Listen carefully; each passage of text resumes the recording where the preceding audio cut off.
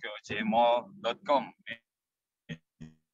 juga penggerak OKOC yang sangat membantu kita semua membuat platform digital untuk pemasaran produk-produk teman-teman wirausaha dampingan. Bagaimana silaturahim ini juga menghasilkan terobosan-terobosan entrepreneurship agar lebih mampu bersaing.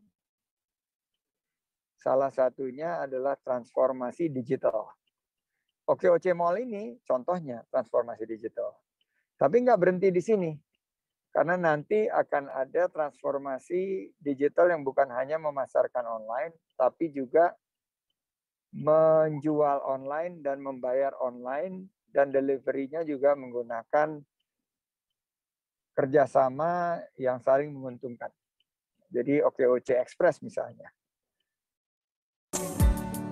Ada rotan akar pun jadi, tiada seorang kan menghalangi jiwa yang kuat dan penuh kasih membangun negeri dari hati, membina, membimbing, mendampingi pelaku usaha sejati, berwirausaha berinovasi, cari jati diri, bangun mimpi. Semua bisa kerja, mewujudkan harapan, bersama kita bisa. OKOC eksis. Semua bisa kerja, majukan Indonesia, bersama kita bisa. OKOC eksis.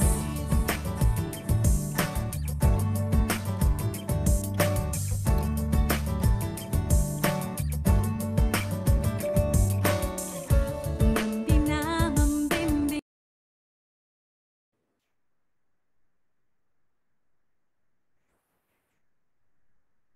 Assalamualaikum warahmatullahi wabarakatuh. Selamat sore, salam sejahtera untuk kita semuanya. Salam Om Swastiastu, nama budaya, salam kebajikan. Puji serta syukur saya panjatkan kepada Tuhan Yang Maha Esa atas kehadiran. Atas izinnya pada hari ini kita dapat berkumpul di acara virtual khusus gathering yang ke-20. Salam bersalam semoga tercurah pada junjungan kita yang ingin Nabi Muhammad SAW yang telah salam serta sampai pada kita selaku umatnya. Perkenalkan, saya Cita Aryani yang akan memandu acara pada sore hari ini untuk beberapa menit ke depannya. Baiklah, sebelum kita mulai acaranya, kita sapa-sapa dulu yang udah ada di Zoom meeting pada hari ini, yaitu ada pemateri kita, yaitu Kak Hanif. Halo Kak Hanif. Hanif. Ya, halo. Gimana kabarnya Kak? Sehat? Alhamdulillah baik, sehat. Teman-teman gimana? Alhamdulillah sehat juga Kak. Alhamdulillah. Dan di sini juga ada Kak Musliman sebagai narasumber kita pada sore hari ini ya. Halo Kak Musliman.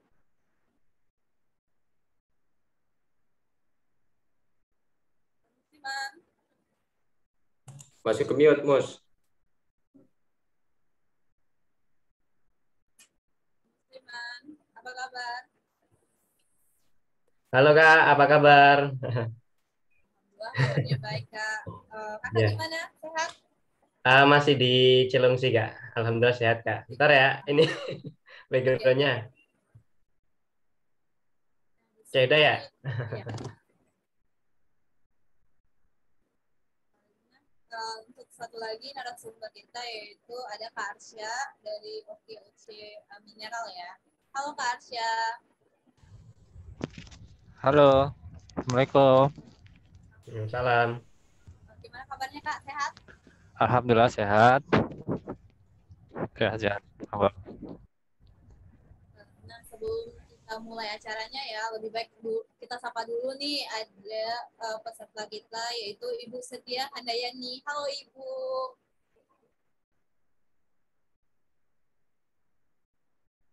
Ini masih banyak lagi ya untuk pesertanya yang ingin join dan bergabung di acara kita pada sore hari ini.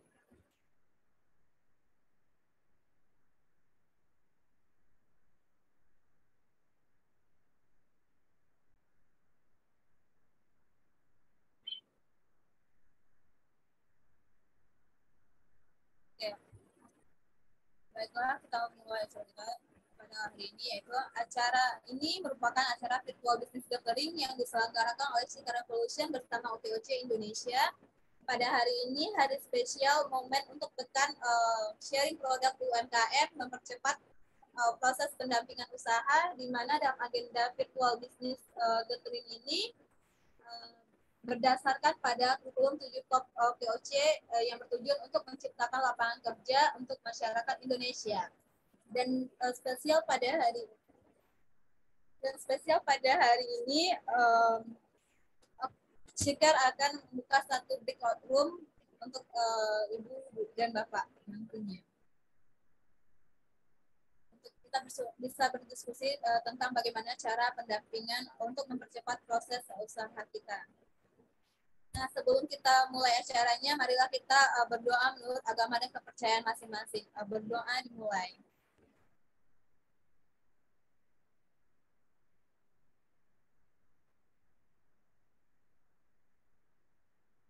Berdoa selesai.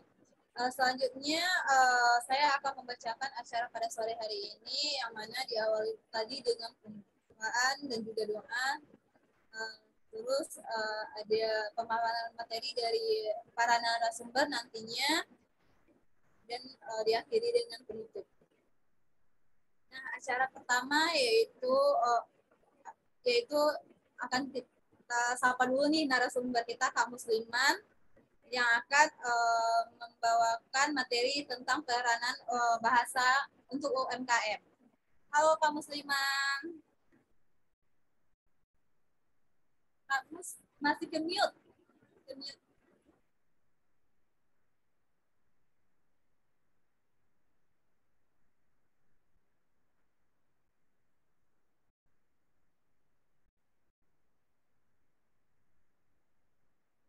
Mute, Kak.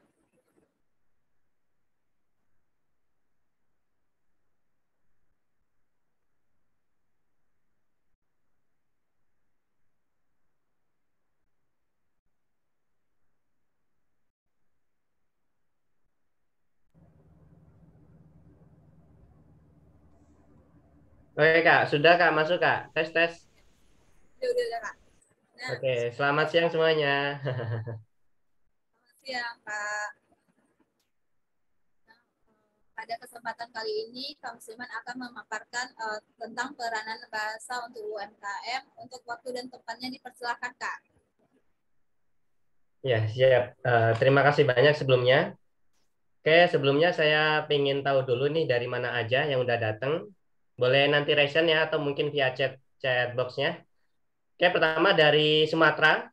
Ada yang udah datang? Udah, Kak. Saya dari Sumatera. Wah, ternyata dari MC-nya sendiri ya. Oke. Yang lain ada nggak nih? Kak Cita sendiri dari mana ini? Aku dari Payakumbuh, Sumatera. Oh iya, siap. Oke, yang lain adalah nggak? Ada lagi nggak nih dari Sumatera nih? Aceh mungkin? Oke, kalau nggak ada kita lanjut ke Jawa ya. Nah, mana nih dari Jawa, mana suaranya nih?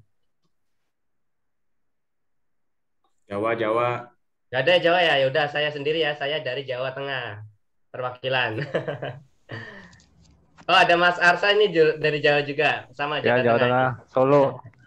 Ya, halo Kak. Ya, halo, Assalamualaikum. Perwakilan buat yang lain juga ya. Waalaikumsalam. Oke, yang lain kita lanjut ke Sulawesi. Ada Sulawesi? Oke, kita lanjut lagi ke Kalimantan. Ada perwakilan dari Kalimantan?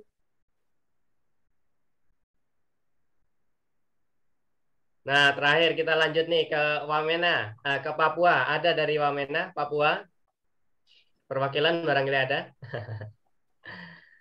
Kalau memang belum ada, berarti PR kita, karena kita lingkupnya OKOC itu targetnya itu pemasaran nasional, maka PR kita ke depan untuk bisa pemasaran UMKM kita untuk seluruh Indonesia. Dari Sabang sampai Merauke nanti ya. Oke, sebelumnya saya akan membawakan beberapa materi terkait bahasa. Jadi nanti saya harap bisa sharing bareng ya, karena saya belajar, kita semua juga belajar. Semoga nanti bisa berkah untuk semuanya. Dan sebelumnya boleh saya mulai dulu ya. Assalamualaikum warahmatullahi wabarakatuh. Perkenalkan, nama saya Musliman, saya dari Seeker Revolution. Di sini saya berperan untuk menyampaikan materi tentang bahasa. Itu aja dulu. Oke, selamat dan terima kasih untuk para hadirin. Yang terhormat Bapak Vinkan selaku CEO Seeker Revolution. Yang terhormat untuk para hadirin semuanya yang telah hadir dalam acara VBG pada hari ini. Untuk VBG hari ini kita spesial ya, karena kita langsung dari pengisi dari timnya sendiri. Oke, untuk mempersingkat waktu, kita langsung aja tentang materi bahasa pada siang hari ini. Yang pertama yaitu pengertian bahasa, yaitu bahasa adalah diambil dari bahasa Sanskerta, yaitu bahasa, atau dalam bahasa Jawa itu boso, adalah kemampuan yang dimiliki manusia untuk berkomunikasi dengan manusia lainnya, menggunakan tanda, misalnya dengan kata dan gerakan. Kajian ilmu bahasa disebut dengan linguistik. Kemudian perkiraan jumlah bahasa di dunia beragam, antara 6.000 sampai 7.000 bahasa. Namun perkiraan tersebut tergantung pada suatu perubahan yang mungkin terjadi antara bahasa dan dialek. Jadi mengikuti perkembangan. Oke, next. Kemudian pemetaan bahasa, yaitu bahasa terdiri dari bahasa lokal atau daerah. Kemudian bahasa nasional atau bahasa pemersatu. Kemudian yang terakhir itu bahasa internasional. Oke, next. Hubungan UMKM dan bahasa, yaitu mohon maaf yang sebelumnya. Hubungan UMKM dan bahasa itu UMKM adalah usaha mikro kecil menengah. Nah, peranan bahasa yaitu untuk penghubung antara pelaku UMKM dengan customer atau konsumen, baik secara lokal, nasional maupun internasional. Oke, next. Manfaat bahasa untuk UMKM yaitu komunikasi lebih mudah, kemudian mudah bertransaksi, kemudian hemat biaya, kemudian hemat waktu, dan yang terakhir lebih aman, lebih terjamin. Dan selanjutnya quote hari ini, jika ingin menguasai dunia, maka kuasailah dulu bahasanya. Oke, next. Sekian. Baik, Kang Musliman, terima kasih atas pemaparan materinya yang sangat luar biasa tentang bahasa yang perlu kita pelajari ya Kak dalam UMKM. Ya, betul sekali. Sebelumnya saya perjelas lagi. Jadi peranan bahasa ini sebagai penghubung yaitu antara pelaku UMKM, baik yang perseroangan maupun berbentuk CV atau bahkan yang sudah berbentuk PT. Peranannya untuk mempermudah kita untuk mencapai target pemasaran yaitu ke konsumen kita, baik konsumen secara lokal yaitu di daerah masing-masing. Misalkan contoh di Kebumen, bisa juga, terus di daerah-daerah lain juga sama. Kemudian di nasional, berarti kita seluruh wilayah di Indonesia. Dan yang terakhir itu internasional, yaitu di negara mana yang kita tuju. Nah, di sini ketika kita target pasaran lokal, berarti kita dengan bahasa lokal. Nah, di sini kan terkadang kita pindah ke daerah lain. Misalkan saya pindah ke daerah Jawa Barat, berarti saya harus adaptasi dengan bahasa Sunda. Untuk apa? Untuk mempermudah pemasaran produk yang saya punya. Dan pastinya dengan bisa berdialek dengan bahasa Sunda, misalkan contohnya ini, kita dipermudah untuk berkomunikasinya. Pastinya orang Sunda yang kita target sendiri lebih respect. Dan pastinya lebih aman dan menjaga dari penipuan dan lain sebagainya. Kemudian kita lingkup ke nasional. Di sini banyak. Yang pertama yaitu kalau dari bahasa Indonesia itu dari kemarin materi yang aku dapat itu bukan bahasa ibu ya. Karena bahasa ibu kita itu di daerah masing-masing. Misalkan di Jawa, keseringan kita pakai untuk bahasa Jawa. Misalkan, ayo Le, pagi-pagi sarapan ayo. Jarang kan kita selamat pagi, ayo anak-anakku sarapan semuanya. Jarang kan? Nah, itu tergantung daerah masing-masing. Berarti bahasa ibu kita itu bahasa daerah masing-masing. Nah, untuk bahasa Indonesia itu bahasa pemersatu. Nah, peranan apa untuk UMKM? Yaitu untuk mempermudah pemasaran, misalkan kita punya produk di Jawa, misalkan contohnya dari Kebumen itu lanting. Nah, untuk pemasaran di Sulawesi berarti kita butuh bahasa Indonesia untuk menyatukan. Karena di sana juga nggak cuma bahasa Indonesia, banyak bahasa-bahasa lokal lainnya. Kalau kita nggak bisa bahasa Bugis, bahasa daerah lainnya, kita pastinya agak lebih sulit.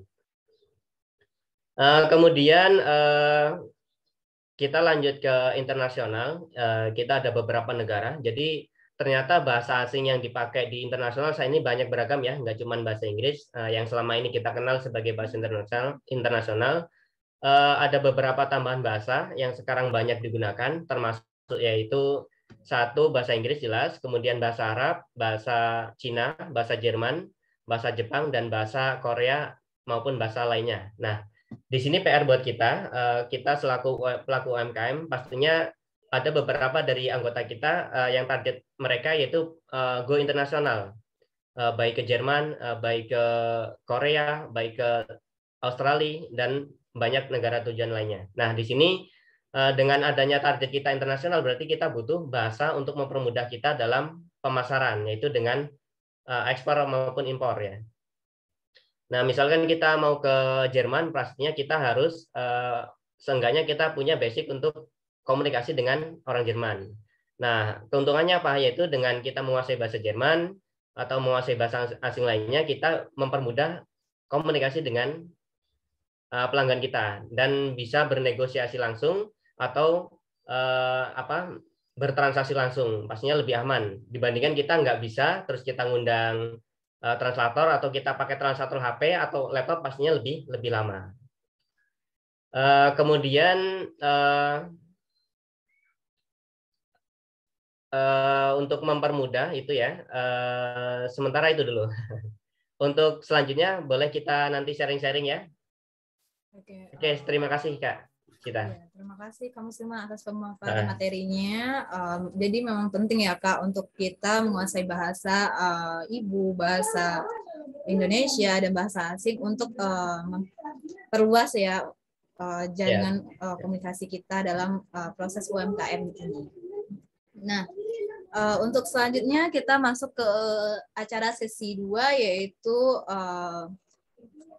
diskusi bersama Kak Hanif, yang mana Kak Hanif ini adalah Direktur Legal NMR ya.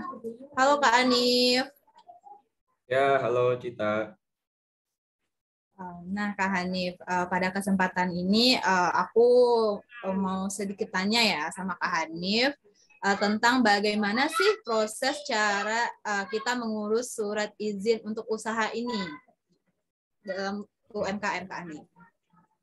Oke, terima kasih Cita udah mandu acara virtual business gathering yang ke-20. Luar biasa ya, udah 20 kali diselenggarakan. Masya Allah.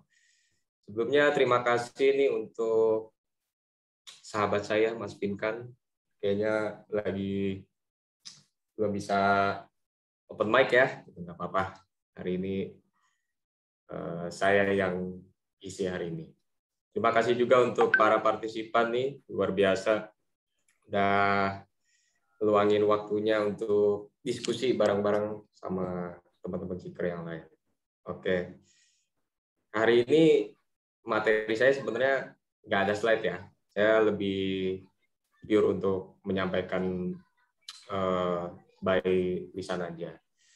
Nah, tadi udah sempat disinggung tuh masalah izin ya. Izin itu sering dipandang orang hal yang izin mah udah belakangan aja gitu, nggak usah duluan, nanti aja di akhir kalau butuh, misalnya buat kalau bisnis udah berkembang gitu ya, untuk ekspor, untuk expand ke bidang-bidang lainnya, biasanya seperti itu pandangan orang-orang, terutama saya melihat di UMKM ini banyak saya sering temuin pemikiran-pemikiran seperti itu. Padahal sebenarnya izin itu harus kalau bisa kita urus sedini mungkin. Kalau bisa sebelum kita memulai usaha kita udah urus izinnya.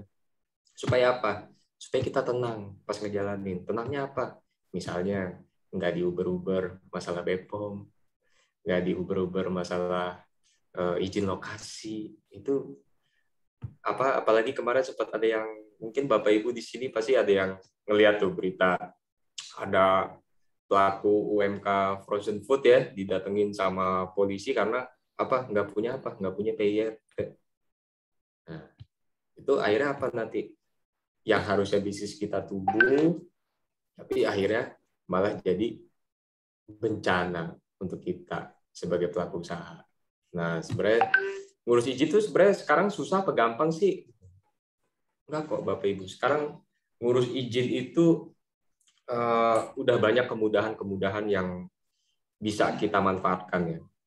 Misalnya yang paling mudah itu Bapak Ibu semua di sini kalau saya lihat kayaknya rata-rata udah pada punya NIB ya. Atau ada nggak yang di sini yang belum punya NIB? Boleh nih di chat atau di raise hand.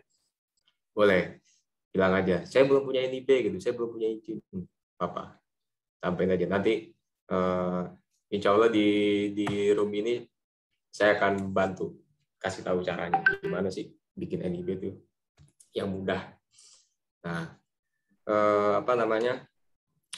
ngurus izin itu sekarang mudah.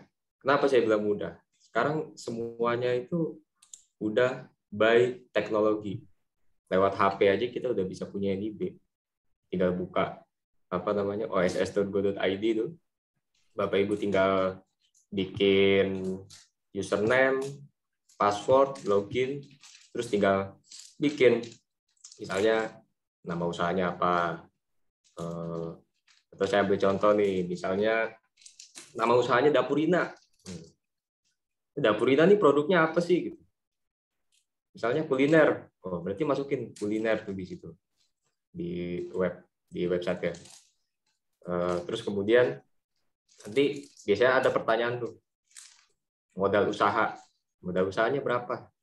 Modal usaha itu di luar tanah dan bangunan ya, di luar aset. Jadi pure benar-benar modal awal kita tuh berapa yang kita gunakan untuk memulai usaha. Kemudian nanti ada juga tuh namanya modal di store. Modal di store ini adalah modal yang digunakan untuk menjalankan usaha pada saat usaha tersebut didirikan. Nah, nanti ada tuh di website itu muncul lokasinya di mana. Nah, setelah itu semua diisi, sistem OSS itu nanti akan mendetek ini usahanya skala resikonya itu skala rendah, menengah tinggi, atau tinggi. Karena OSS itu sekarang udah berubah ya Bapak Ibu gitu. Mungkin Bapak Ibu yang udah punya NIB di OSS yang lama, biasanya ada kesulitan tuh pada saat mengakses di OSS yang terbaru. Karena memang OSS yang terbaru ini sistemnya belum benar-benar sempurna ya. Saya akui sering beberapa kali itu ngebug di webnya. Bukan karena jaringan kita ya, itu memang server website-nya yang belum benar-benar siap lah. Gitu. Jadi sering juga saya ditanya, ini usaha saya tuh sebenarnya resikonya apa? Nah, itu sebelum NIB terbit pada saat kita masukin jenis usaha jenis usahanya apa, itu nanti sistem akan ngedetek sendiri. Ini skalanya resiko rendah, menengah tinggi atau tinggi. Nah, ketika misalnya itu rendah, itu ada perlakuan khusus tuh, terutama untuk UMKM. Jadi UMKM ini dikasih perlakuan spesial dari pemerintah. Kenapa dikasih perlakuan spesial? Saya ambil contoh. Di OSS itu ada namanya KPPR, Komitmen Pemenuhan Pemenuhan Lingkungan lah. Nah, tata ruang.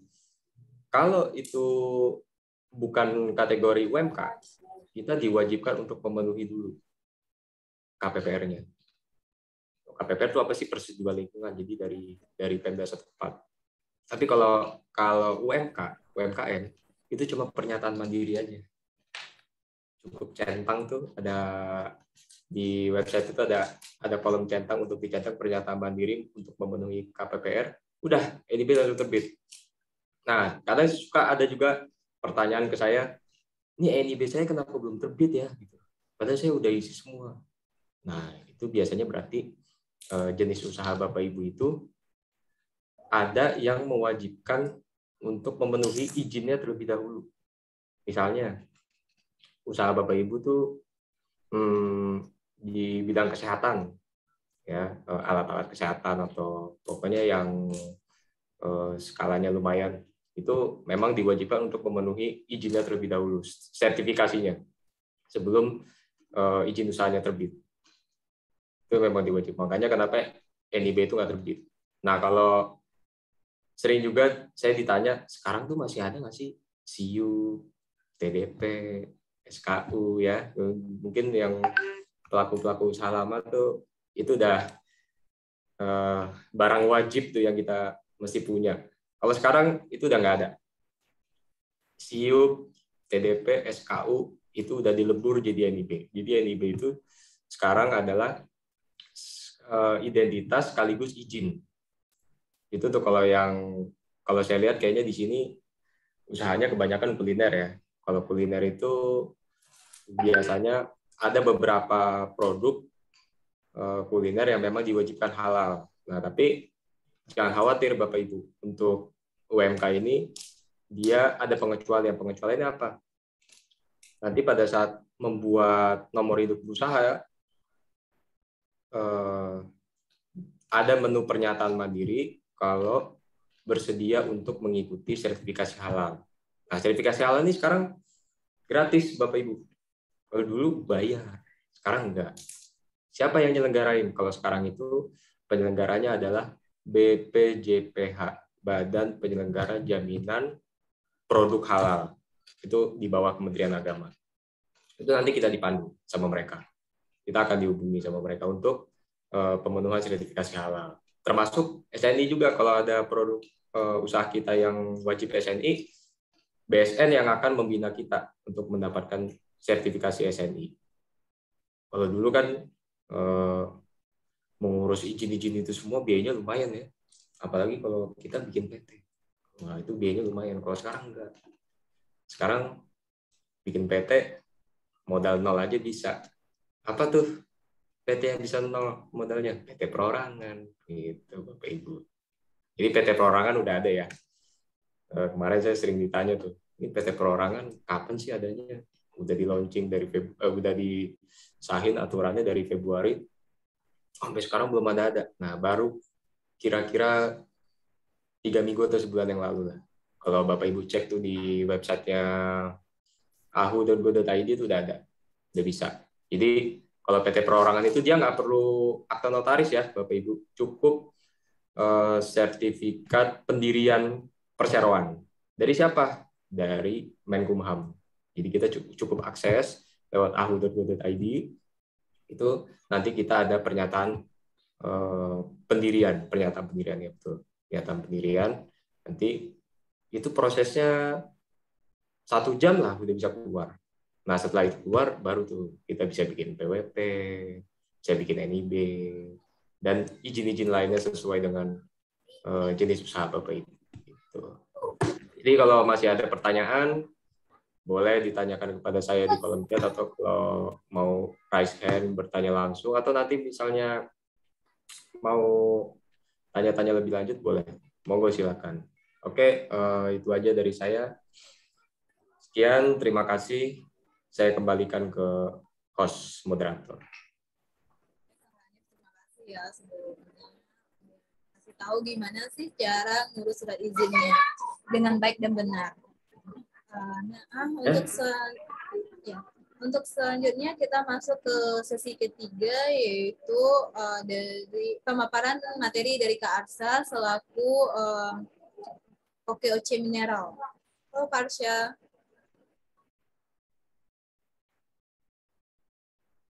Arsya.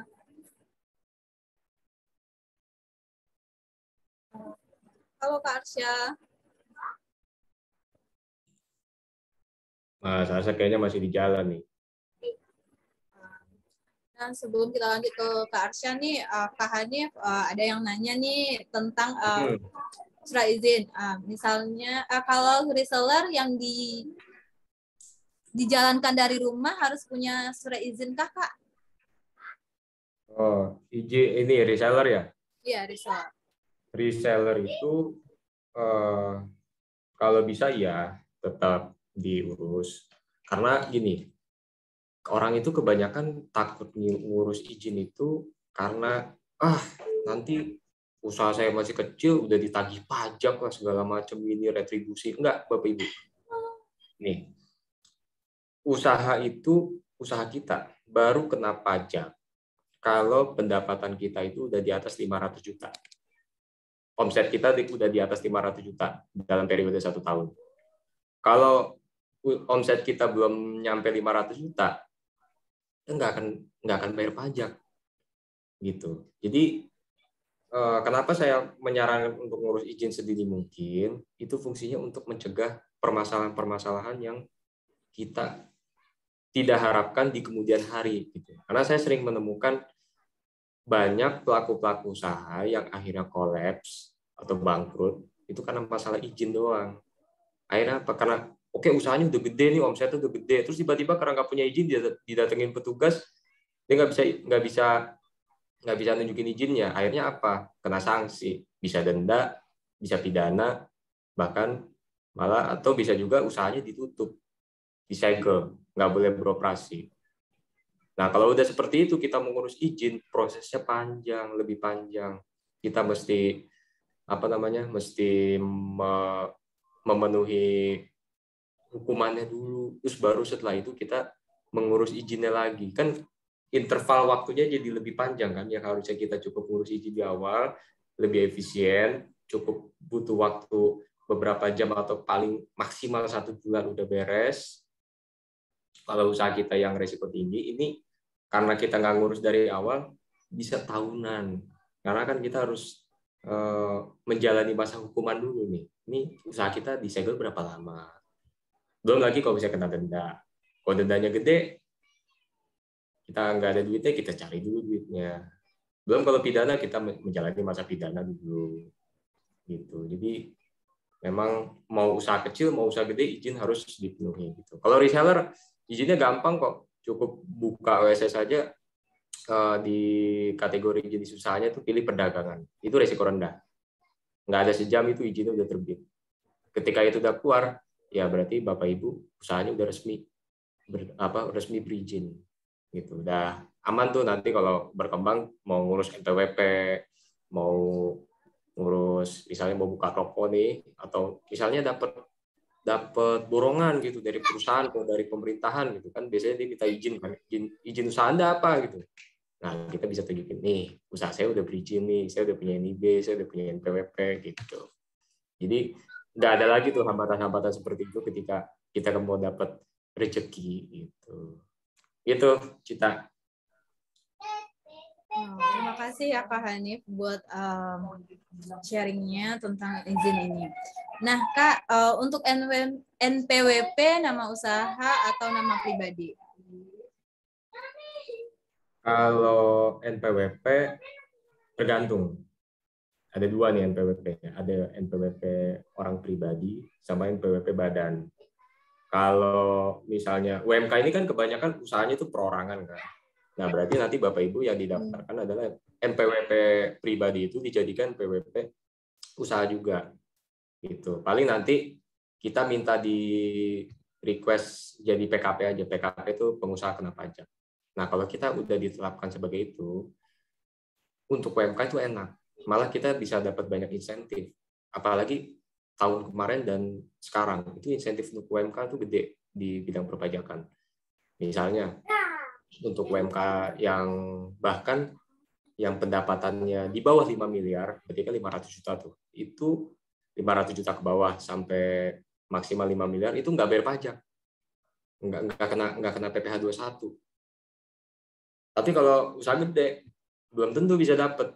Kalau non UMK, misalnya PT atau dan lain sebagainya, itu belum tentu bisa dapat itu. Sedangkan UMK itu dapat. Nah, kenapa dia bisa dapat? Itu ada surat edaran dari PMK. Saya lupa PMK nomor 60 tahun 2020 kalau nggak salah. Itu tentang insentif perpajakan di bidang penghasilan untuk usaha yang memenuhi kategori usaha mikro dan kecil. Itu Cita. Kak Hanif, bagaimana jika kita nih sebagai reseller itu punya usaha, misalnya aku punya usaha yang pertama di bidang kecantikan, terus aku yang kedua di bidang kuliner, itu untuk resellernya harus aku daftarin semua atau gimana nih Kak? Nggak apa-apa, jadi daftarinnya yang aku bilang tadi, kategorinya perdagangan. Reseller itu kan dia produknya bukan produk dia, produk orang kan berarti. Iya. Dia hanya menjual. Nah, berarti kan itu kategorinya perdagangan. Dagang. Itu bukan kita yang memproduksi barang. Itu masuk kategorinya dagang. Jadi nanti pada saat kita ngurus NIB itu masukin kategorinya satu aja, perdagangan. Karena kalau kita jualin produk orang, misalnya produk kecantikan nih, produk kecantikan kan berarti masuknya ke BPOM tuh. Nah, yang ngurus BPOM itu ya bukan kita, tapi siapa? Pemilik usaha dari brand tersebut. Kita kan hanya reseller. Nah, berarti kita hanya perlu mengurus izin perdagangannya aja. Izin perdagangannya apa? NIB, misalnya kalau untuk skala kecil atau lingkup nasional lah. Tapi kalau misalnya udah sampai ekspor, baru nanti kita bisa mengurus namanya API, itu angka pengenal impor. Itu di OSS juga ada, bisa. Itu dia Cita. Baik, terima kasih Kak Hanif. Nanti kita sambung lagi ya Kak untuk sesi Q&A-nya. Nah, untuk pemaparan selanjutnya kita minta kepada Kak Arsya selaku dari OKOC Mineral. Halo Kak Arsya. Halo. Gimana Assalamualaikum. Kak? Waalaikumsalam. Gimana kabarnya Kak? Sehat? Alhamdulillah sehat. Ini baru selesai. Untuk Kak Arsya, silahkan untuk pemaparan materinya, waktu dan tempat kita persilahkan Kak. Oke. Perkenalkan, nama saya Pondra Arsa. Dipanggil Arsa. Di sini saya mau memaparkan tentang air mineral OKOC. Untuk air minum OKOC. Di sini ada beberapa slide yang saya jelaskan dan saya terangkan. Selanjutnya, sepenting inikah air mineral bagi tubuh? Air dan tubuh manusia memiliki hubungan yang sangat vital. Keberadaan air sangat penting bagi organ-organ dalam tubuh untuk dapat berfungsi dengan baik. Apabila tubuh kekurangan cairan, selanjutnya, bentar Mbak. Apabila tubuh kekurangan, sudah berapa banyakkah air mineral yang Anda minum hari ini? Beberapa penelitian menyatakan bahwa pedoman untuk selalu menjaga asupan air yang cukup bagi manusia dengan segelas 8 gelas air mineral per hari adalah harus. Slide selanjutnya, Mbak. Kak. Nah, sejarah OKOC sendiri ini merupakan singkatan dari One Center of Entrepreneurship, merupakan program kerja dari pemerintah DKI Jakarta di bawah kepemimpinan Anies Baswedan dan Bang Sandi Uno. OKOC merupakan terobosan baru masyarakat dalam berwirausaha dengan melakukan pembinaan kepada pelaku usaha mikro kecil dan menengah di bawah UMKM dan studi koperasi. OKOC merupakan gerakan pencipta lapangan kerja. OKOC selalu berkontribusi positif untuk membangun bangsa. Dengan adanya gerakan OKOC yang fokus mengurusi kewirausahaan dan ekonomi kerakyatan, OKOC memiliki besar untuk bisa menciptakan kemandirian dan lapangan kerja untuk kesejahteraan rakyat Indonesia. Program ini mendorong masyarakat untuk menciptakan wirausaha baru melalui gerakan OKOC dengan membangun pusat kewirausahaan di setiap kabupaten guna menguatkan produk UMKM. Yang terakhir, besar harapan dengan gerakan OKOC ini mampu menciptakan lapangan pekerjaan sebanyak-banyaknya dengan memprioritaskan masyarakat sekitar. Next. Next, selanjutnya. Udah, Mbak. OKOC membuat gerakan baru untuk UMKM dengan melaunching bidang usaha baru, yaitu air OKOC. Air mineral OKOC dibangun tidak hanya untuk mendapat keuntungan semata, akan tetapi air mineral OKOC memiliki cita-cita mulia untuk membangun umat. Next. Apa keuntungan yang Anda dapat menjalankan usaha air OKOC?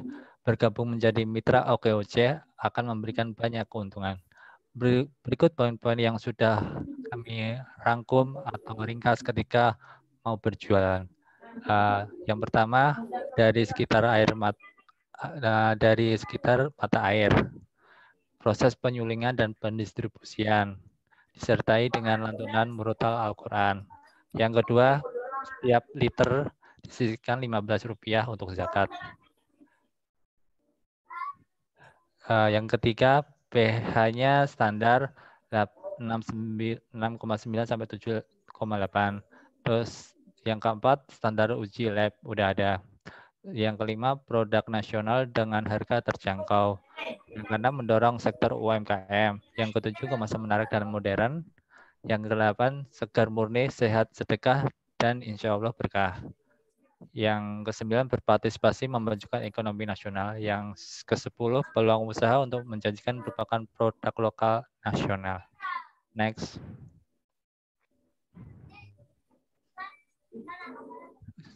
Sekian dan terima kasih. Itulah beberapa yang saya jelaskan dari air mineral dari OKOC. Terima kasih Kak Arsya atas penyampaian materi yang luar biasa sekali, di mana kita bisa melihat bahwa apa sih itu air OKOC mineral dan bagaimana proses tahapan dari air OKOC mineral ini. Untuk sesi selanjutnya kita buka Q&A ya, untuk 3 pertanyaan ya. Untuk Bapak Ibu silahkan raise hand jika ada yang ingin bertanya.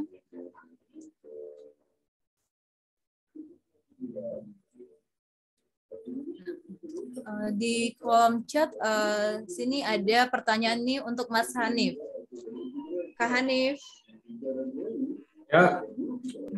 Di sini ada pertanyaan dari Kak Mirza. Dia bertanya, Mas Hanif izin bertanya, misalnya kita punya 2 usaha berbeda, apakah NIP juga harus double? Oke. Sebenarnya gini, kalau usahanya itu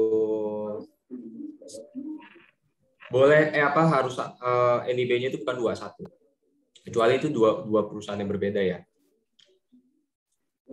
Kalau 2 perusahaan yang berbeda itu ya jelas NIB-nya harus beda. Tapi kalau dia itu satu perusahaan atau satu usaha punya 2 bidang, itu NIB-nya 1, nggak boleh 2 justru. Karena NIB itu adalah identitas usaha.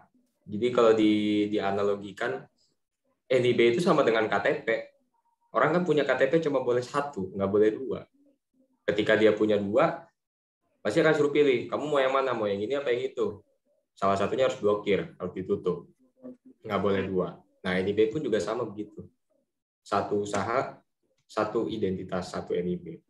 Masalah dia punya berbagai macam usaha, itu tetap bisa dimasukkan. Misalnya usahanya yang pertama kuliner, yang kedua fashion, terus ada lagi nanti kecantikan, itu bisa dimasukin semua. Jadi nanti pada saat di NIB itu tercatatnya dia itu usahanya ada di tiga bidang loh. Oh ternyata dia punya bidangnya kuliner. Oh dia punya juga fashion. Oh dia juga punya kecantikan gitu. Misalnya kayak Cita nih, usahanya baru kuliner, nanti mau berkembang ke fashion, ya tinggal diupdate aja di OSS itu, tinggal diupdate di namanya di menu pengembangan, masukin KBLI yang di bidang misalnya mau fashion ya, masukin fashion gitu. Jadi satu usaha, satu identitas ini. Jadi, Itu Cita. ya, jadi kita bisa ya Kak untuk usahanya itu bermacam-macam usaha tapi satu NIB ya. Ya, Nah, bisa. Iya. Nah, untuk NIB ini prosesnya itu berapa lama sih Kak? Tergantung. Kenapa saya bilang tergantung? Tergantung dari resiko dari jenis usaha Bapak Ibu. Kalau resikonya rendah, itu cepat. Kemarin saya sempat mandu Mbak Diah tuh. Mbak Diah kan dia belum lama baru punya NIB. Itu saya mandu dia nggak ada setengah jam, udah selesai, izinnya udah beres, udah keluar NIB-nya. Kenapa bisa secepat itu? Karena dia risiko rendah. Kalau risiko rendah tuh cepet banget. Nggak ada setengah jam, kalau nggak ada kendala teknis, itu bisa jadi. Tapi kalau risikonya naik, misalnya ke menengah rendah, menengah tinggi, atau tinggi, itu ada step-step yang harus kita lalui. Misalnya, ada kewajiban untuk memenuhi SNI. Nah, itu kita penuhi dulu SNI-nya. Kita dapat SNI, baru terbit. Jadi bareng. Kalau risiko tinggi, itu lebih lama lagi karena ada proses verifikasi dari dinas atau dari kementerian. Misalnya kalau risiko tinggi itu apa sih? Misalnya kita produsen alat-alat kesehatan, nah, itu kan risikonya tinggi karena menyangkut nyawa manusia kan. Itu harus diverifikasi sama tim ahli dari Kemenkes misalnya. Karena kalau misalnya produk di bidang obat-obatan dicek dulu sama BPOM, ini produknya untuk kesehatan aman nggak gitu, efek sampingnya kira-kira masih bisa ditoleransi apa enggak gitu. Itu jadi ada verifikasi lanjutan untuk memastikan bahwa produk yang diperjualbelikan itu aman untuk dikonsumsi. Jadi kalau untuk masalah interval waktu balik lagi tergantung ke jenis usahanya Bapak Ibu. Gitu kita. Jadi untuk NIB sendiri berarti tergantung ya Kak, tergantung skala risikonya ya. Kalau risikonya kecil itu bisa hitungan dalam berapa menit. Kalau sedang itu ada lebih ya, mungkin dalam 1 hari gitu kalau sedang. Kalau untuk risiko besar mungkin hitungannya bulan ya Kak Hanif? Bisa bulan, apalagi kalau misalnya bergeraknya tuh di bidang migas, itu lama itu. Karena saya pernah dulu aktif di dunia migas ya, itu dulu ya sebelum ada WSS dan lain sebagainya, itu bisa 1 tahun baru benar-benar beres. Karena izinnya banyak banget, dari mulai ke pusat, pemerintah pusat, Kementerian SDM dan lain sebagainya itu. Nanti ada lagi izin dari bupati, dari gubernur, dari Dinas Energi dan Sumber Daya Mineral, banyak. Belum lagi izin lokasi, kecamatan dan desa atau kelurahan setempat, banyak. Tapi dengan adanya WSS ini, itu bisa dipersingkat. Kalau nggak salah, saya pernah review itu dari yang tadinya rata-rata orang ngurus 1 tahun, itu cuman butuh waktu paling lama 3 bulan. Karena WSS ini kan adalah sistem amanat dari Undang-Undang Nomor 11 Tahun 2020 tentang Cipta Kerja. Jadi di Undang-Undang Cipta Kerja itu diamanatkan izin itu paling lama terbit 3 bulan sejak pengajuan. Dan kalau dalam waktu 3 bulan itu izin belum keluar, itu artinya izin kita di ACC secara nggak langsung. Kenapa? Itu untuk memberikan kepastian untuk pelaku usaha. Kalau dulu kan kita bingung mau ngejalanin usaha, izin belum keluar-keluar. Ntar kalau kita main jalanin aja kita kena sanksi. Nah kalau sekarang enggak. pelaku usaha itu diberikan kepastian. Berikan kepastiannya apa tadi? Yaitu izin nggak keluar misalnya dalam waktu 3 bulan, nggak keluar juga, itu otomatis izinnya dianggap disetujui. Karena nggak ada pemberitahuan nih, nggak ada konfirmasi, ini ditolak, perlu ditinjau ulang atau diterima. Itu amanat Undang-Undang Cipta Kerja itu. Makanya saya melihat banyak banget keuntungan yang kita rasakan semenjak ada reformasi di bidang ekonomi. Salah satunya itu kepastian dalam hal perizinan. Itu dulu itu adalah hal yang paling susah kita dapetin, bahkan untuk usaha kecil sekalipun. Itu Cita. Untuk surat izin ini kan banyak nih orang-orang yang takut bikin surat izin karena nanti akan terkena pajak ya Kak Hanif. Jadi mereka malas ya gitu untuk mengurus surat izinnya. Pas udah ditinjau untuk surat izinnya, ternyata nggak ada. Jadi itu akan jadi masalah juga nantinya. Dan itu untuk sanksinya nggak main-main juga ya Kak Hanif? Oh iya, betul. Sanksinya nggak main-main. Bahkan kemarin tuh, ini saya balik lagi ke contoh yang tadi ya. Saya usaha frozen food yang kemarin sempat viral. Itu kalau nggak ada intervensi dari Kemenko UKM, itu kalau nggak salah harusnya pelaku usahanya itu kena denda, kalau nggak salah berapa ya, 500 juta atau 2 miliar gitu. Saya lupa angkanya, tapi angkanya gede banget lah.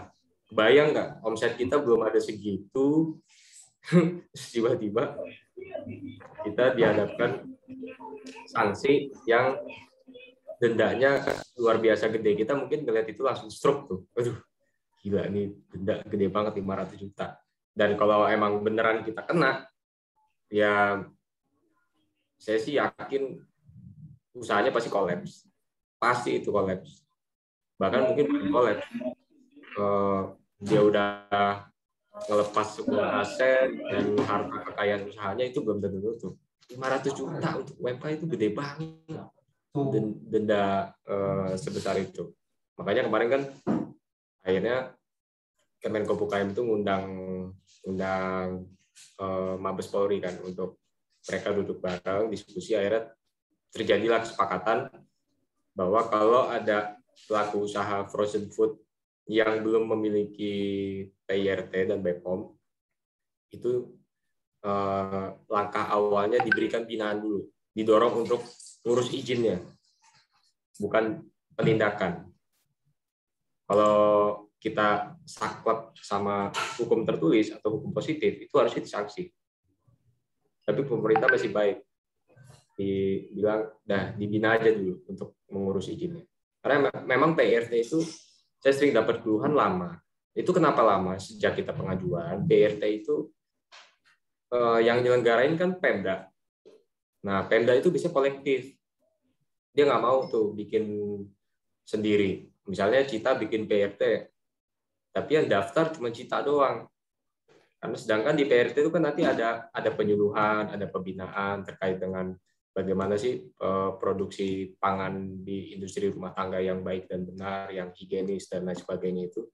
Nah, makanya dibuatlah sistem kolektif untuk supaya lebih efisien baik secara waktu maupun dari sisi anggaran pemerintah untuk menyelenggarakan perizinan itu, penyuluhan itu. Biasanya saya selalu menyarankan kalau orang mau ngurus PIRT, mendingan ajak temennya, ajak saudaranya, ajak tetangganya yang usahanya sama-sama perlu PIRT. Jadi misalnya kita dapat nih 30 orang, 40 orang, 50 orang. Kita daftar bareng-bareng, itu bisa lebih cepat prosesnya. Mungkin hari ini kita ngajuin, kalau ada slot kosong di hari itu, bisa-bisa hari itu juga kita bisa langsung penyuluhan. Bisa lebih singkat. Setelah itu udah tinggal survei sama verifikasi tempat. Nah, kalau udah selesai verifikasi kan udah tinggal nunggu sertifikatnya terbit. Itu jadi lebih singkat dibandingin kalau sendiri-sendiri nungguin dulu orang yang daftar, kan lama. Belum tentu. Ada yang ngeluh udah 3 bulan belum ada panggilan, ada yang 6 bulan, ada yang setahun. Ya karena kuotanya belum terpenuhi. Mereka baru manggil kita untuk kunjungan kalau kuota yang ditetapkan itu udah terpenuhi. Kalau belum, ya kita suruh nunggu sampai kelar, sampai kuotanya penuh. Gitu. Ini pasti ada nih yang pernah ngalamin nih, ngurus PRT lama. Iya benar Kak Hanif. Untuk surat izinnya itu kan ada yang lama, butuh waktu berbulan-bulan juga. Jadi kebanyakan kita kalau nunggu yang berbulan-bulan itu pasti malas loh Kak Hanif untuk ngurus surat izinnya. Ya udahlah, nggak usah kita urus, kayak gitu aja kebanyakannya. Ya, kebanyakan memang gitu. Tapi ya efek jeleknya yang tadi saya sampaikan, di masa yang akan datang bisa jadi malapetaka buat kita. Kenapa saya bisa bilang gitu? Ini kita balik ke kasus yang tadi ya. Kalau saya boleh berasumsi, bisa jadi dia yang waktu itu sempat mau diperiksa, bisa jadi dia punya pemikiran seperti itu. Wah, ngurus izin apalah, ribet lah, inilah PRT, menunggu lama. Belum lagi kalau misalnya ada calo ini segala macam, mahal biayanya. Itu pasti kemungkinan dia berpikir seperti itu. Akhirnya apa? Jadi bumerang kan buat dia sendiri. Itu makanya yang saya selalu sarankan untuk hindari pikiran-pikiran seperti itu. Justru kalau kita punya ada itikat baik untuk ngurus izin duluan, pemerintah itu biasanya malah bukannya menindak tapi memfasilitasi. Udah banyak kok fasilitas yang ditawarkan, dari mulai izin tinggal lewat website dan kemudahan-kemudahan lainnya. Bahkan haki aja tuh yang harusnya bayar, ada kan fasilitas dari Kemenko UKM itu, haki gratis. Nah, mungkin di sini ada yang udah pernah dapat, boleh tuh cerita juga. Yang harusnya bayar sekitar berapa ya? 1,2 atau 1, pokoknya jutaan lah untuk haki itu. Tapi dengan adanya fasilitas itu, UMK dikasih haki gratis. Kalau udah punya haki kan enak. Brand kita nggak bisa diambil orang. Label merek kita tuh atau brand kita nggak bisa dijiplak orang. Bahkan kalau ada yang jiplak, kita bisa meminta royalti atas penggunaan merek. Kalau ada orang tiba-tiba misalnya Cita gitu punya, atau ini Dapurina misalnya. Nah, saya ambil contoh yang gampangnya di Dapurina gitu misalnya.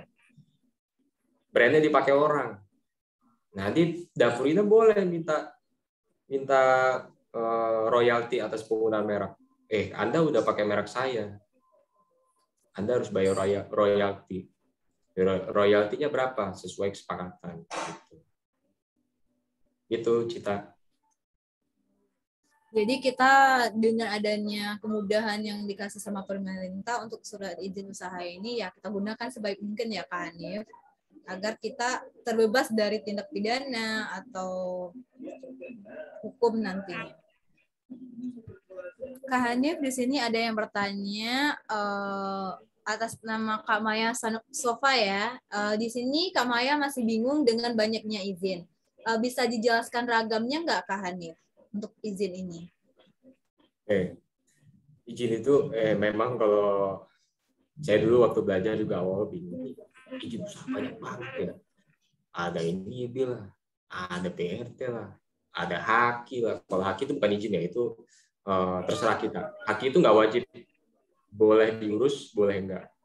Tapi sebaiknya memang diurus karena untuk menghindari yaitu tadi brand kita diciplak orang segala macam. Nah, ragamnya itu macam-macam. Jadi izin itu di klaster-klaster, terbagi di klaster-klaster. Nah, klaster-klaster ini maksudnya apa sih? Tergantung yang tadi saya sampaikan, tergantung jenis usahanya. Misalnya, saya kasih contoh. Misalnya kuliner. Kuliner ini makanan kan. Nah, makanan itu menyangkut biasanya kesehatan dan nyawa manusia. Nah, berarti izin yang menerbitkan itu cuma ada beberapa lembaga tuh. Ada BKPM, itu untuk identitas kita, NIB itu. Terus kemudian nanti ada BPOM kan, sama dinas, itu untuk PIRT dan sertifikasi layak konsumsi, BPOM tuh.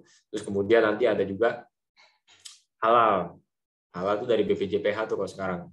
Saya lupa deh, MUI itu masih menyelenggarakan sertifikasi halal apa enggak ya? Karena setahu saya semenjak Undang-Undang Cipta Kerja itu berlaku, sertifikasi halal itu yang nyelenggarain BPJPH, Badan Penyelenggara Jaminan Produk Halal. Itu Kementerian Agama.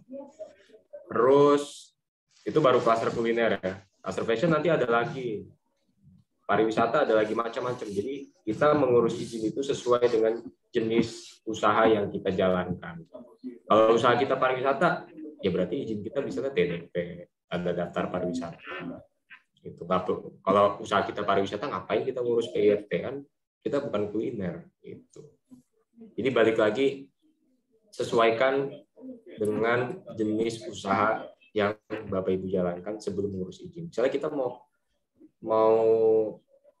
bisnis apa, misalnya penginapan atau perhotelan, ya urus izinnya sesuai dengan bidang perhotelan. Butuhnya apa aja sih? Ya udah pastikan izin lokasi, terus dari Kemenparekraf itu untuk TDP, karena perhotelan itu kan masuk ke kategori pariwisata. Terus nanti ke OSS untuk bikin NIB-nya, terus nanti ada lagi kalau sekarang itu namanya CHSE, kalau itu sertifikasi sih, dan itu kalau nggak salah setahu saya diwajibkan untuk pelaku usaha pariwisata yang di bidang hotelan dan restoran ya. Restoran itu juga diwajibkan CHSE. CHSE ini adalah Certificate Health Safety and Environmental Health. Jadi itu sertifikasi di bidang kesehatan untuk protokol kesehatan. Itu sebenarnya untuk COVID sih. Protokol kesehatan COVID. Jadi di tempat usaha kita tuh protokol kesehatan COVID-nya itu udah sesuai dengan standar WHO dan CDC apa belum? Karena standar protokol kesehatan kita itu ngikutin WHO dan CDC. CDC itu adalah Center for Disease Control and Prevention. Pusat Pencegahan dan Pengendalian Penyakit. Itu lembaga kesehatan di Amerika. Itu kira-kira yang bisa aku jawab. Oke, Kak Hanif. Ini Kak Hanif terkait halal ya. Tadi kita bicara tentang halal. Ini ada pertanyaan dari Ibu Sri Hayati dari Kebumen. Daftar halal gratis yang belum bisa masuk, NIB-nya udah tak update, tapi belum bisa juga. Saya kuota sehati, habisku belum bisa daftar gitu. Gimana Kak Hanif? Kurang jelas tadi. Jadi gini Kak Hanif, kata Ibu Sri Hayati, daftar halal gratis yang belum bisa masuk, NIB-nya udah di-upgrade, tapi belum bisa juga. Saya kuota sehati, habisku belum bisa daftar gitu Kak Hanif. Daftar halal gratis yang belum bisa masuk, NIB udah upgrade, itu belum bisa juga.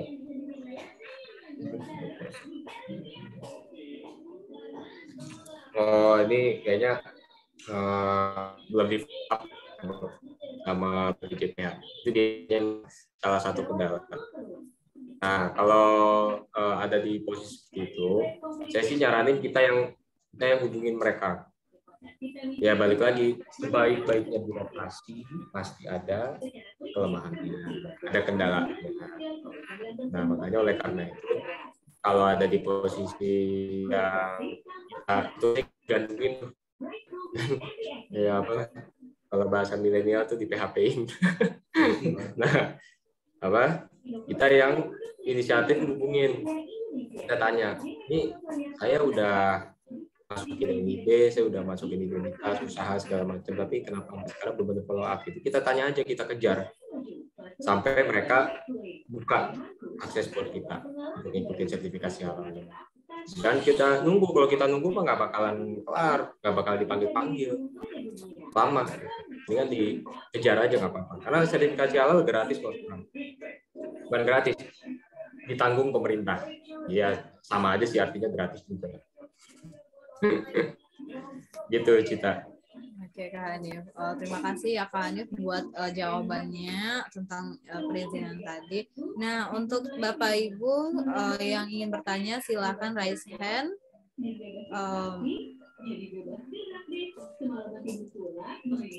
Nanti kita buka ya. Ya, untuk sesi kedua kita buka 3 pertanyaan lagi ya.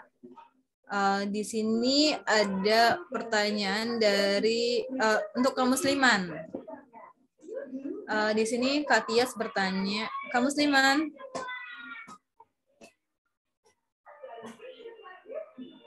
Kaum musliman. Di sini ada pertanyaan buat Kak Musliman, yang mana pertanyaannya itu di era modern jika kita ke suatu tempat dan tidak mengerti bahasa tempat yang kita datangi tersebut, kita bisa menggunakan HP untuk mentranslate bahasanya untuk berkomunikasi. Menurut pandangan Kak Musliman bagaimana ini Kak? Untuk bahasa ini?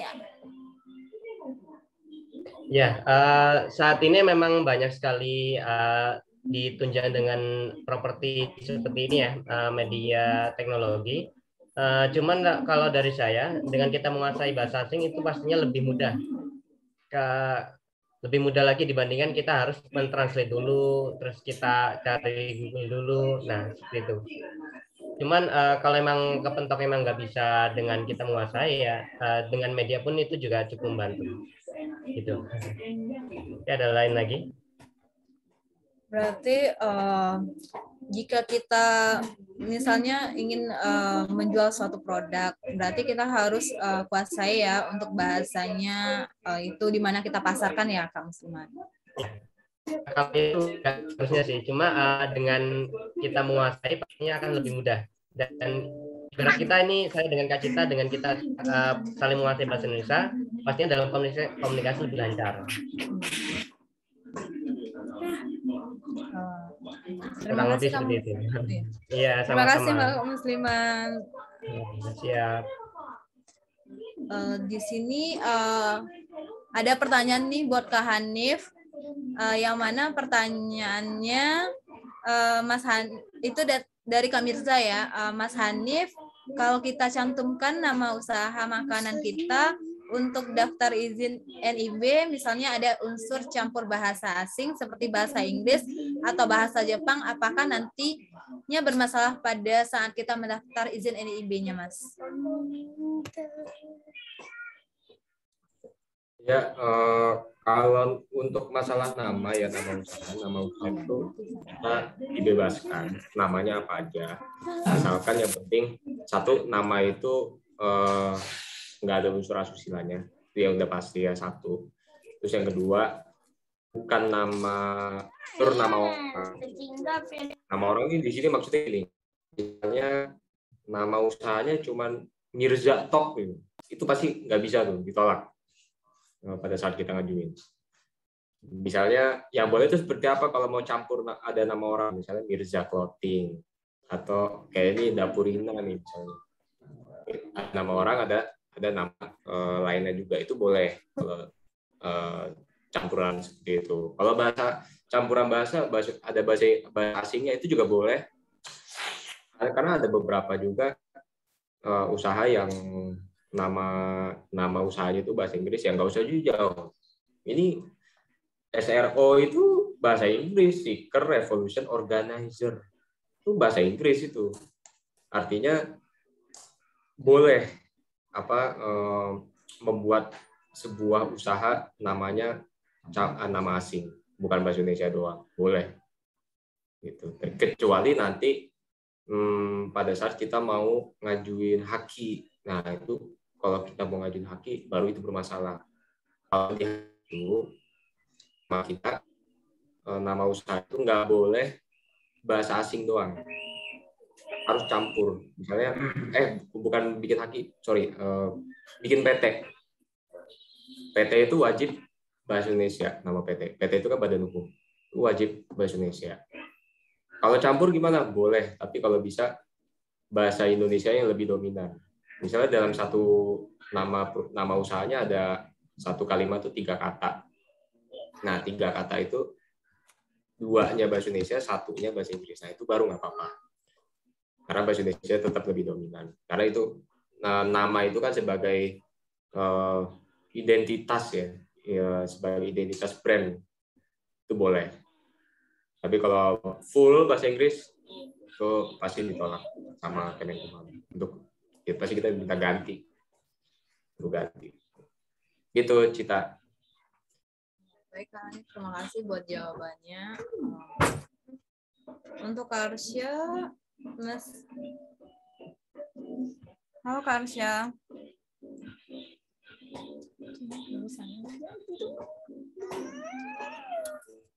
Kak Arsya, Ya, eh, ya.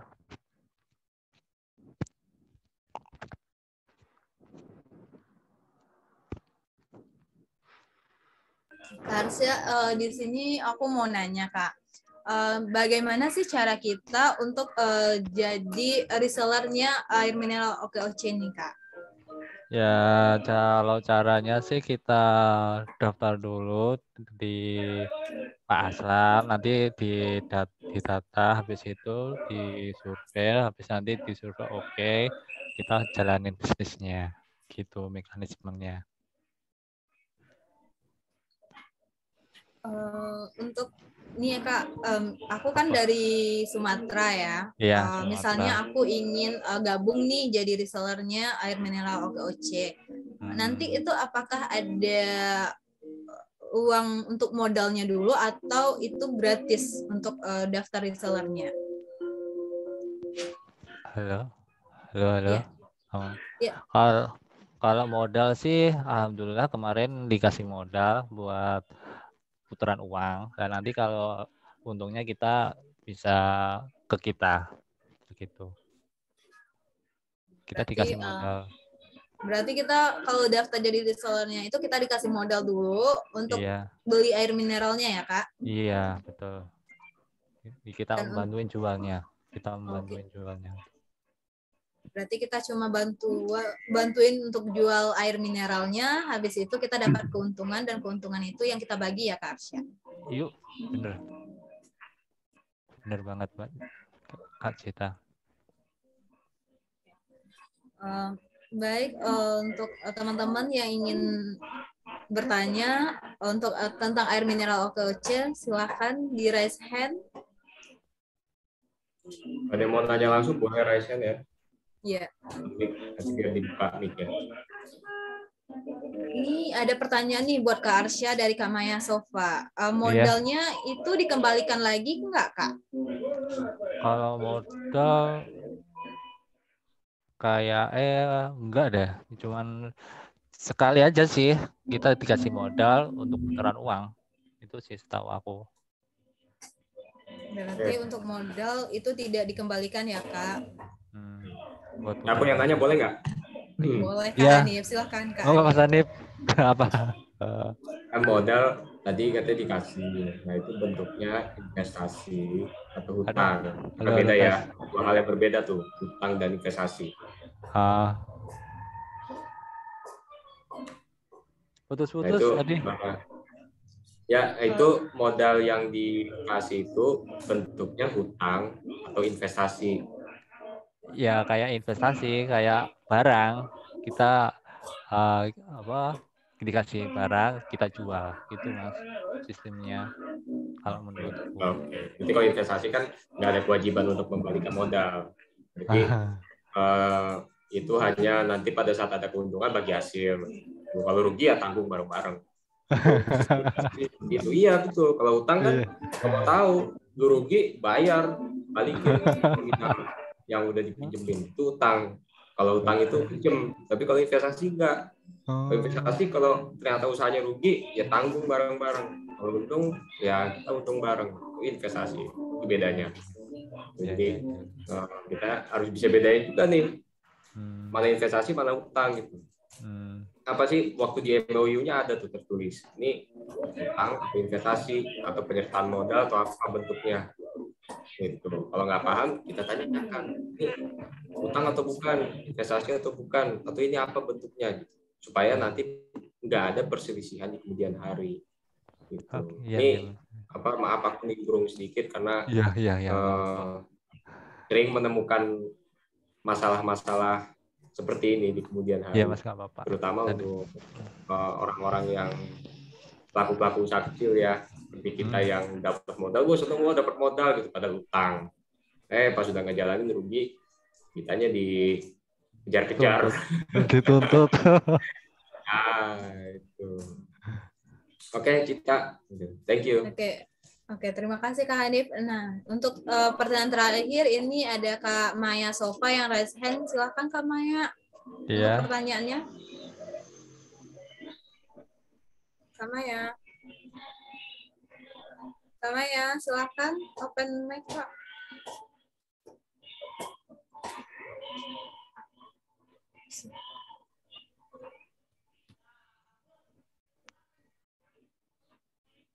Coba udah di unmute belum?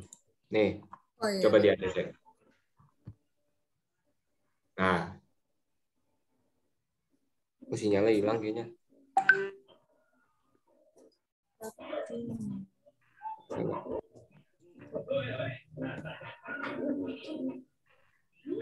Halo Kak Maya, silahkan Kak Maya. Nah, Kak Maya, silakan. Ya, tadi saya unmute terus nggak bisa. Jadi lama cuma ya, oke. Tadi pertanyaan saya sudah diperjelas dengan Kak Hanif ya. Ya, betul.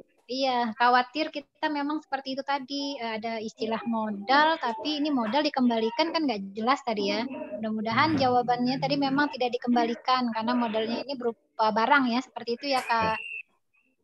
Berupa barang OKOC. Cuma kan itu ukurannya banyak, barang OKOC itu ada yang ini, apakah semuanya dapat bentuknya semuanya sama. Kemudian kalau kita mau menjadi resellernya itu kita juga harus jadi anggota OKOC. Kalau misalnya tidak menjadi anggota OKOC, saya mau menyarankan saudara saya mungkin di Sumatera untuk bergabung karena dia punya warung kecil gitu loh. Tuh, kemudian kualitasnya apakah kita bisa bersaing dengan merek yang sudah terkenal Aqua gitu. Karena ini kan barang pesaing. Mungkin kita bisa memberikan masukan kepada pembeli bahwa ini juga nggak kalah dengan merek yang sudah terkenal. Kemudian dari jenis botolnya yang mungkin bisa dijadikan nilai mutu tertinggi untuk kita memberikan masukan kepada pelanggan kita gitu, atau yang calon pelanggan kita. Terima kasih Kak. Oke, yang awalnya sih saya mencoba untuk menjadi anggota dulu. Habis itu masuk anggota kita kayak kayak sistem gitu loh. Bisa nggak kita jual di pasaran? Kalau bisa lanjut gitu sih. Untuk ininya kelebihannya Kak mungkin kalau kelebihannya sih, kelebihan dan kekurangannya, kelebihannya airnya memang seger, terus dikasih kasih nama itu yang slide yang terakhir apa Mbak itu Mbak Cita, yang di slide itu ada lafalnya Al-Quran, terus dijamin halal gitu sih. Oh, kayak di Ruqyah juga berarti airnya sudah ya? Iya, alhamdulillah di Ruqyah juga sih. Kalau kekurangannya sih saya kurang tahu sih Mbak yang kekurangannya. Yang aku rasain itu ya itu. Kalau kekurangannya belum ada aku temukan untuk saat harga ini. Bersaing ya Mas? Iya, harga. Kalau harga bersaing Mbak, dari Aqua, dari air yang itu mineral itu bersaing kok. Ada harga, ada rupa, biasanya gitu. Ya, terima kasih Kak. Oke, sama-sama. Berarti untuk kekurangnya itu kurang banyak ya Kak Ars ya? Iya, saya belum menemukan kekurangannya untuk saat ini. Berarti kurang banyak nih modal yang dikasih sama OKOC-nya. belum update. Maklum. Baiklah, terima kasih untuk Kak Arsya atas jawabannya tadi. Untuk teman-teman yang ingin bertanya, silakan raise hand. Kita buka satu sesi lagi, satu pertanyaan untuk yang terakhir.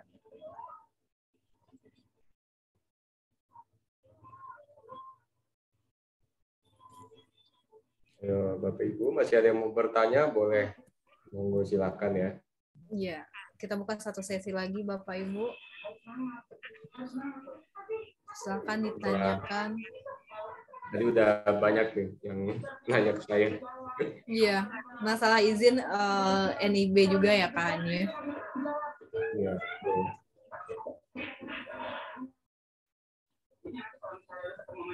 betul.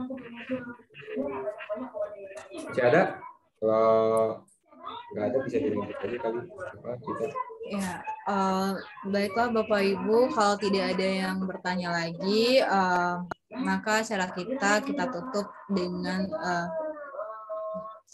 sesi alhamdulillah. Acara pada hari ini berjalan dengan lancar.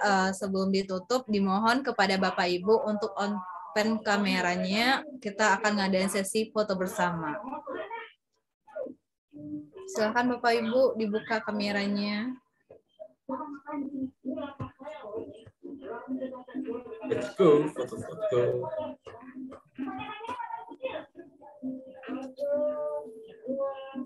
Kak Tias, mohon dibantu ya Kak untuk fotonya.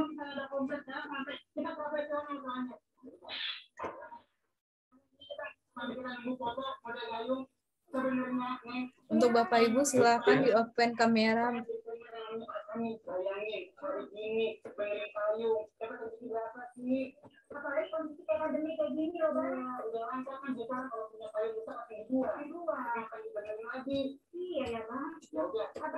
Kak Tias, bisa dibantu Kak? Kak Tias.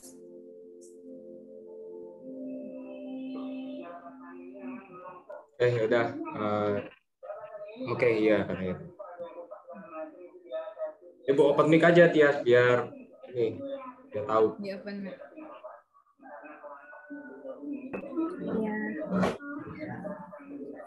Ya. Oke. Pandu ya, Tias. Yuk Kak Tias dipandu ya. 1, 2, 3. Sudah. Oke, sekali lagi. 1, 2, 3. Sudah. Terima kasih Kak Oke. Tias. Terima kasih banyak kepada OKOC Indonesia dan para peserta acara webinar kita pada pada sore hari ini. Mohon maaf jika ada kata yang salah. Saya mengucapkan terima kasih untuk para narasumber kita, Kak Musliman dan Kak Hanif dan Kak Arsya yang telah memberikan insight-nya pada hari ini. Akhir kata saya sudah wabillahi taufiq wal hidayah. Assalamualaikum warahmatullahi wabarakatuh. Waalaikumsalam. Waalaikumsalam. Thank you semuanya. Iya, sama-sama Pak.